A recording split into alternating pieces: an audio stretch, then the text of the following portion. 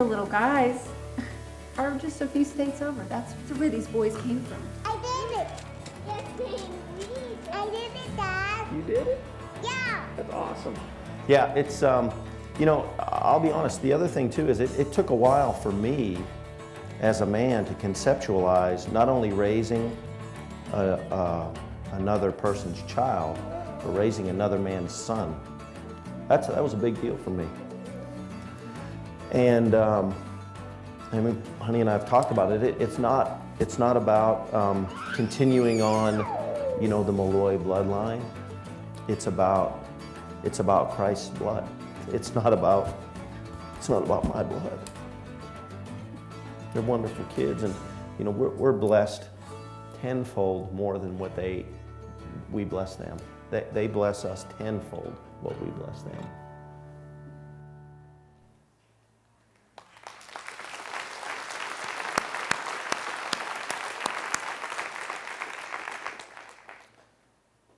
Those guys are my heroes.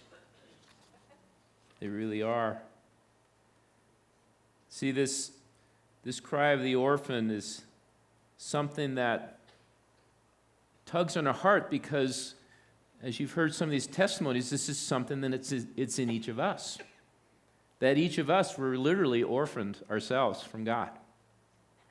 And God answered that call by sending his Son, Jesus Christ, to rescue each of us, so that now we can all be adopted into the family of God and be called children, to be called his own. And I know that cry is something that I literally have had to deal with my whole life. I remember when I was 34 years old very distinctly that my father in Denver went through some real financial troubles. And I was laying in bed one night, and the thought just kind of dawned on me. If Jane and I don't make it, my security blanket's gone. And I all of a sudden realized that who am I going to depend on now? Who's going to reach down and pick me up and say, "Don't worry, Kirk, we'll take care of you," because it was gone. That this was that orphan heart inside of me that all of a sudden I realized how vulnerable I was. I realized how much I needed a father in my life. And yes, I had been a Christian a long time, but I always had my earthly dad that I knew I could lean on. "Dad, can I borrow $50?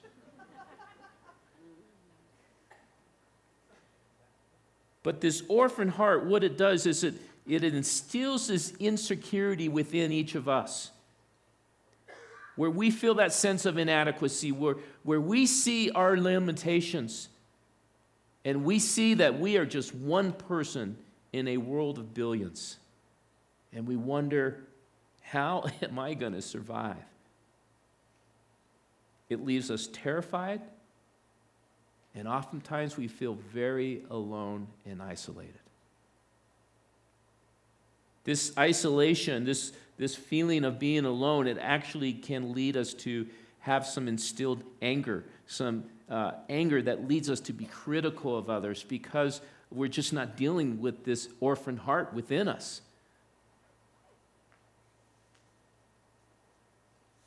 But it was when I turned to God in my experiences with him in Psalm 9:10, it says, "Those who know your name will trust in you. For you, Lord, have never forsaken those who seek you." All of a sudden, these words from Psalms became life to me. And I realized that God was the only one that could step down, grab me by the hand, and lift me up and say, "Kirk, I'm here for you. I will never leave you. I will never forsake you, and I will make sure you have enough." But I was 34 years old. What about a young child who's 3 or 4? And they're crying out for a mommy and daddy in their life. They're crying out for someone to reach down and lift them up and say, "Don't worry, I'm here for you forever."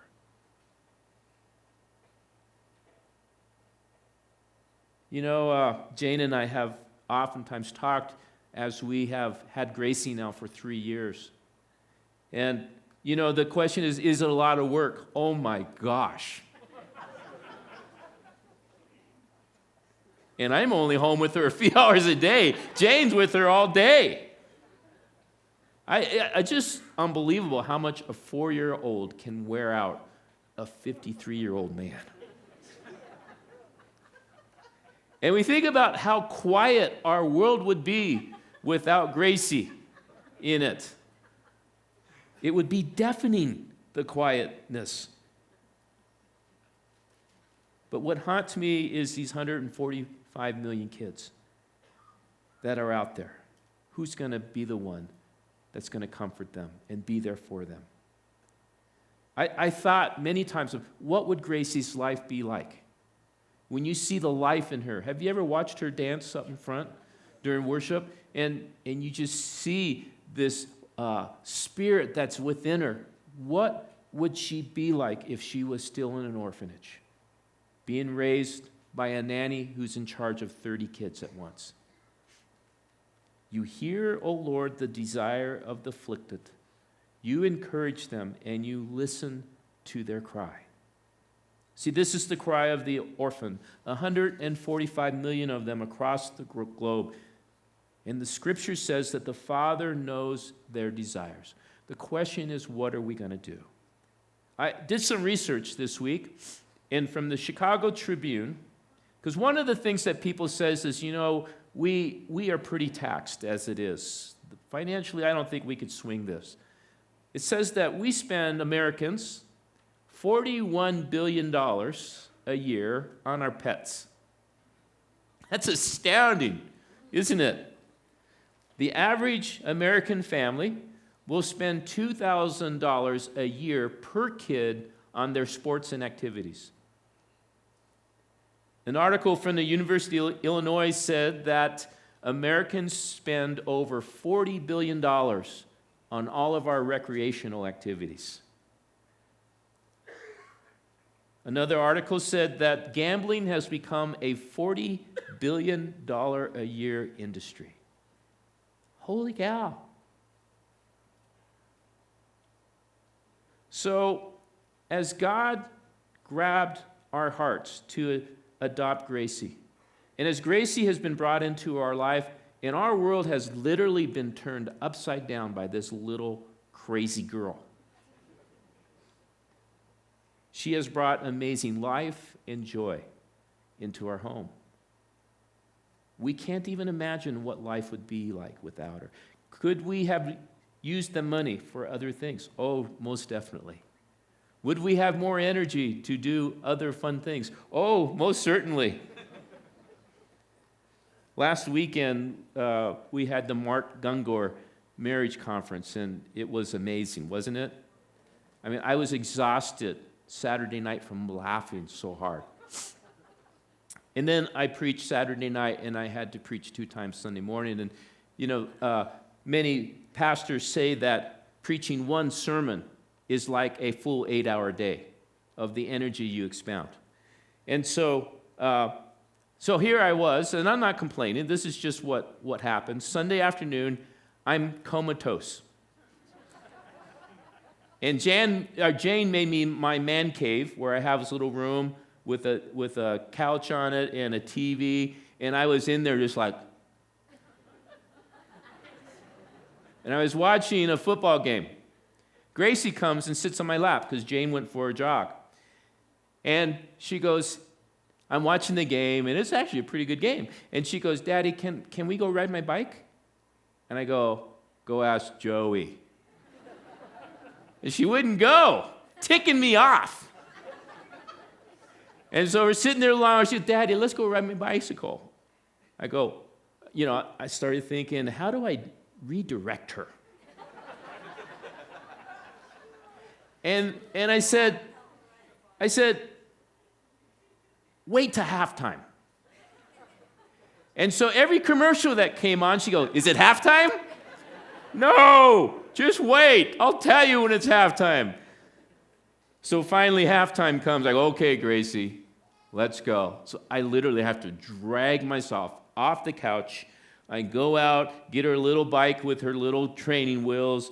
I find her helmet, I put it on, and we go out to the street, and I walk with her as she's riding her bike. And she's singing, she's saying hi to the neighbor's dogs, and she's going along, and just without any prompting, she's just, as she's riding along, she goes, "I love you, Daddy." I go, oh God, forgive me. I am so selfish.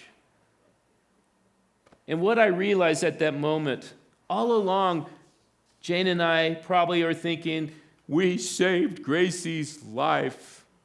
But the reality is, God brought her in our life to save me from my selfishness, from my self-absorbed life. That it was at that moment when Gracie said, "I love you, Daddy." All of a sudden, I forgot about the football game. All of a sudden, I forgot about how tired I was. And all of a sudden, I realized that my life has been changed by God through this little bundle of energy that just told me she loves me, totally spontaneously. I realized at that time that this is all about her and me. This is what God wanted to do in me through her. And it would have never happened if we never said yes to God's call to go rescue one. But you know, God wasn't done with us. All of a sudden, we find out about this orphanage in Haiti. And through a series of circumstances, as we kept encountering God and encountering His cry, His answering the cry of the orphans, we felt that the Lord was calling us to go get one more. And there was something inside of me that I told Jane, I said, "Jane, I think we're supposed to go get an African American." And we looked into Ethiopia, but it just seemed like God was directing us to Haiti. By the way, the Webbers sitting right here will be going to Ethiopia in just a couple of weeks to go get their little boy. God bless you guys. So as God was putting this in our heart to go get a little girl, another one, we get connected through this orphanage in Haiti. And we go down to Haiti in June, and God brings this little girl named Gertie into our life. And on your brochure of the Cry of the Orphans, you'll see on that the first page, that's our little girl, Gertie. She's so precious. And the one thing that Jane and I had a choice was whether or not we would say yes to one more. And I don't know about you, if you ever read the book of Jonah, there are some stinky things that happen when we say no to God. But the question that I want to throw out to us is, will we as a church answer God's call to possibly raise up to its finest hour? Will we as a church do what we can to alleviate the suffering in the boys and girls in Mesa County and in the world that are crying out for a mommy and a daddy? For someone to come in and alleviate the suffering of the world. You see, the reality is, in the whole scope of things, is God chooses to use the church to do the things on His heart. I don't know why He does this, because He could do it Himself, right? God being all-powerful and all-knowing and has more money than 1,000 cows on 1,000 hills, right? God could do it. But He chooses to use us. And I think He chooses to use us because of little girls like Gracie that will speak life into us. I'm going to have the worship team come up.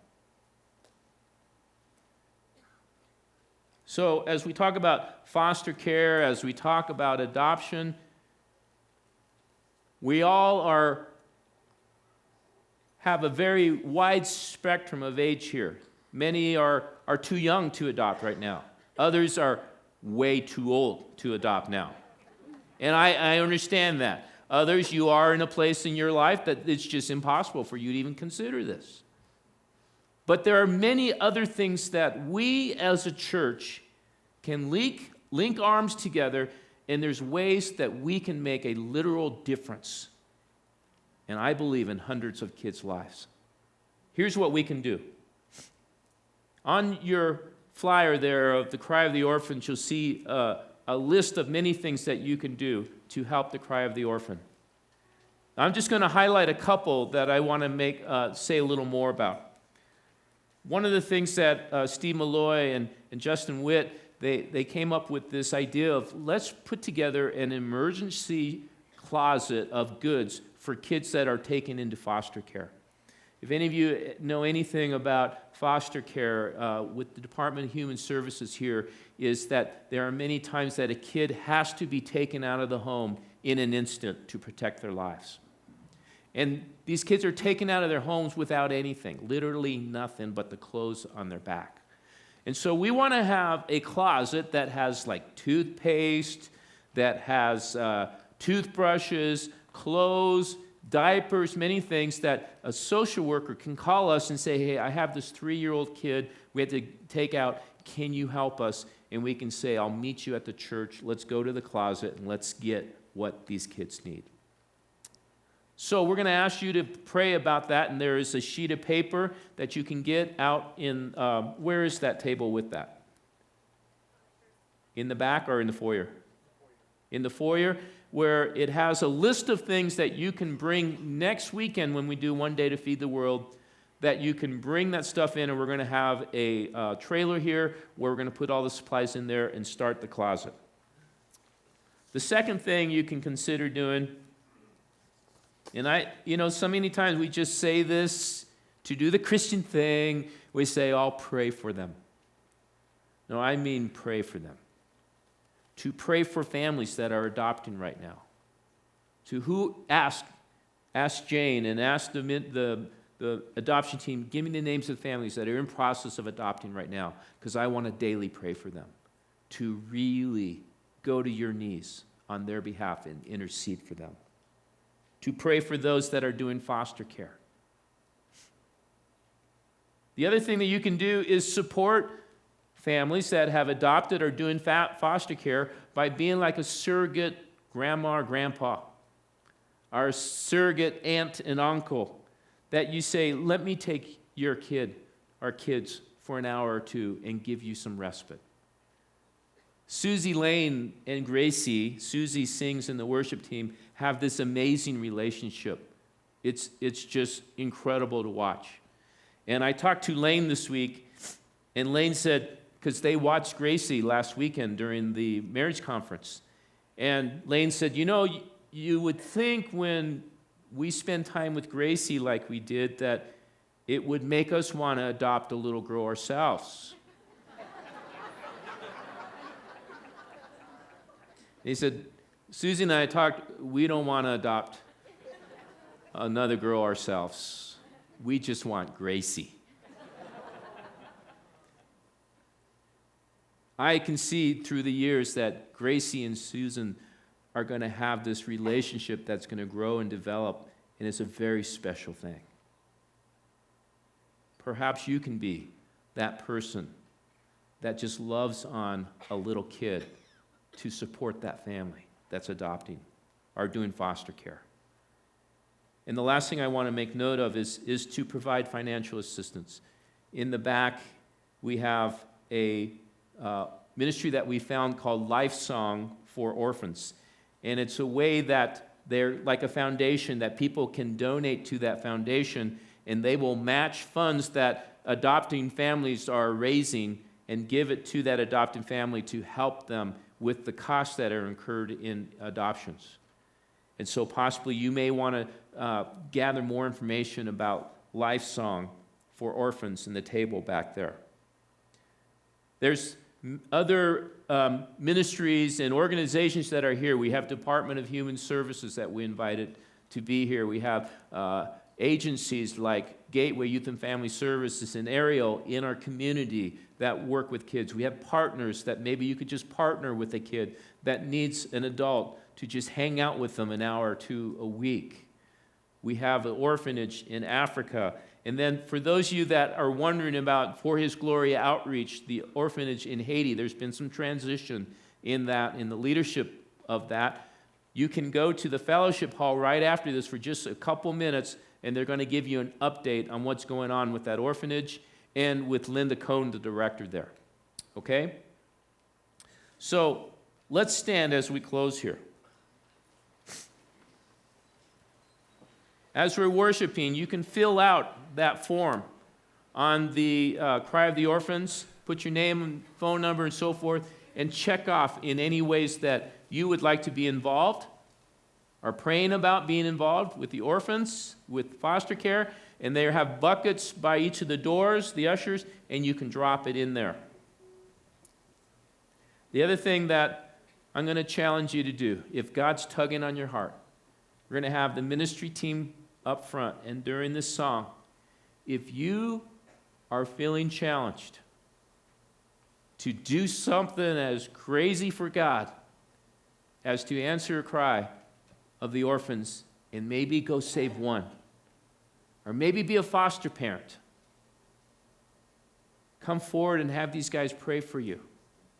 Because I believe that's what happened with Jane and I as we went forward and God began to move in us, as people prayed for us, all of a sudden we started seeing the doors open and God leading us and giving us wisdom of how to proceed.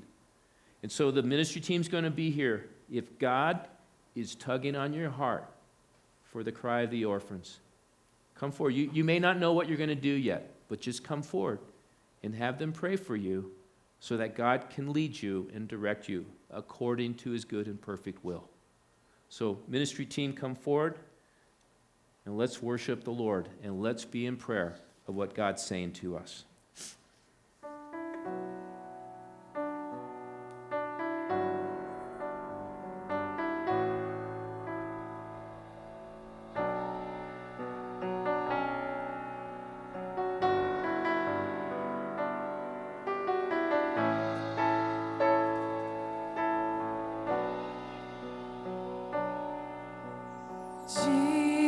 Jesus, here I am, your favorite one. What are you thinking? What are you feeling? I have to know. Jesus, here I am, your favorite one. What are you thinking? What are you feeling? I have to know. For I'm after your heart. I'm after your heart. I'm after you. For I'm after your heart. I'm after your heart. I'm after you.